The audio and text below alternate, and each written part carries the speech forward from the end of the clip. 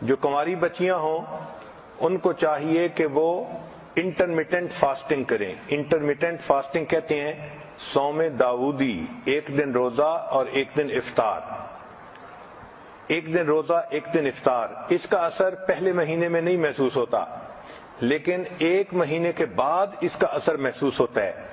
اس سے انسان کے جو دماغ میں نفسانی شیطانی شہوانی خیالات آتے ہیں، ایک تو وہ کم ہو جاتے ہیں، دوسرا وزن کنٹرول ہو جاتا ہے اور جسم چاق و چوبند ہو جاتا ہے. فیٹی ایسڈز کی جو آکسیڈائزیشن ہے وہ اس سے بڑھ جاتی ہے.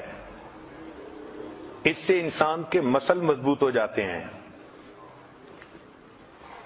آج کل ایک نئی ریسرچ آئی ہے کہ دنیا میں جتنی بھی ڈائٹ کے لیے مشقیں کی گئیں ان میں سب سے بہترین مشق وہ 5+2 ہے.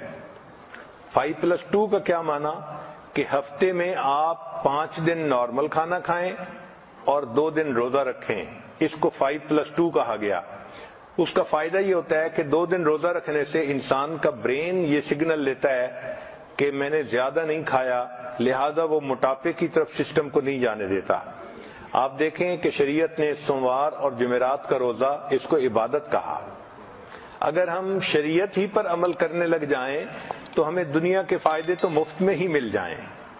تو بچیوں کو چاہیے کہ وہ ڈائٹنگ کرنے کی بجائے جمعرات اور سوموار کا روزہ رکھنے کی عادت بنائیں. اس سے بہتر ڈائٹ اور دنیا میں نہیں ہے. اس سے بریسٹ کینسر سے انسان بچ جاتا ہے اور ویٹ گین کرنے سے بچ جاتا ہے اور اس کی سکن بیوٹیفل ہو جاتی ہے.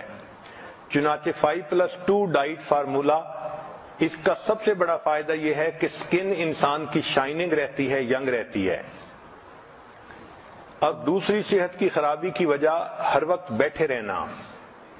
6 گھنٹے سے زیادہ جو لوگ بیٹھتے ہیں وہ رسک میں ہوتے ہیں. بیٹھنے سے انسان کی انزائم پروڈکشن 90% کم ہو جاتی ہے.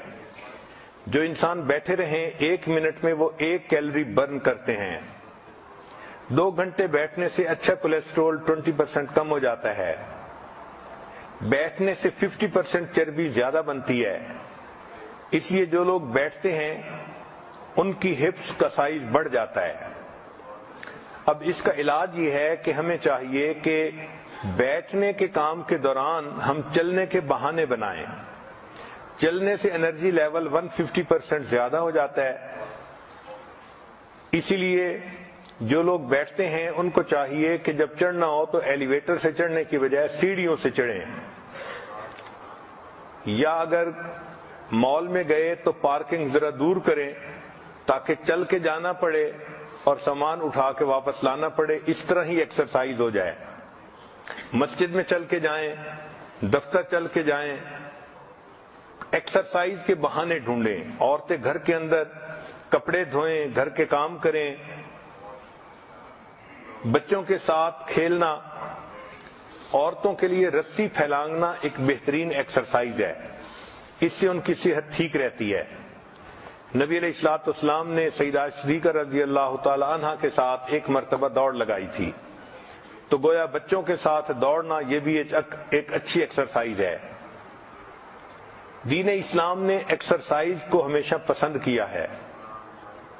چنانچہ بچوں کو بھی ایکسرسائز کرنی چاہیے. سائنس نے یہ ثابت کیا کہ بچوں کو ہفتے میں 3 مرتبہ اچھی ایکسرسائز کرنی چاہیے. اس سے ان کی صحت اچھی رہتی ہے. جو ایڈلٹ ہوں ان کو بھی چاہیے کہ وہ ایکسرسائز کریں، ورک آؤٹ کریں، کم از کم ہفتے میں 3 مرتبہ. 2 گھنٹے سے 5 گھنٹے اگر ہوں تو یہ بہت اچھا ہے. اور اگر عمر زیادہ ہو گئی ہے تو اولڈر ایڈلٹس کو بھی ایکسرسائز سے فائدہ ہوتا ہے، مگر وہ ایکسرسائز ایسی کریں کہ جو ان کو جوڑوں کو نقصان نہ دے. حتیٰ کہ جو پریگننٹ عورتیں ہوتی ہیں ڈاکٹر ان کو بھی ریکمینڈ کرتے ہیں کہ وہ بھی چلیں. اور جو ڈسیبل لوگ ہوتے ہیں ان کو بھی کہتے ہیں کہ وہ بھی چلیں تو ان کو بھی فائدہ ہوتا ہے، وہ بھی ایکسرسائز ضرور کیا کریں. اپنے ویٹ کو ریڈیوس کرنا اور سمارٹ رہنا یہ صحت مندی کا راز ہے. عام طور پر مرد اس معاملے میں بہت غفلت کرتے ہیں اور عورتیں اپنے ویٹ کے بارے میں کافی کانشیس ہوتی ہیں.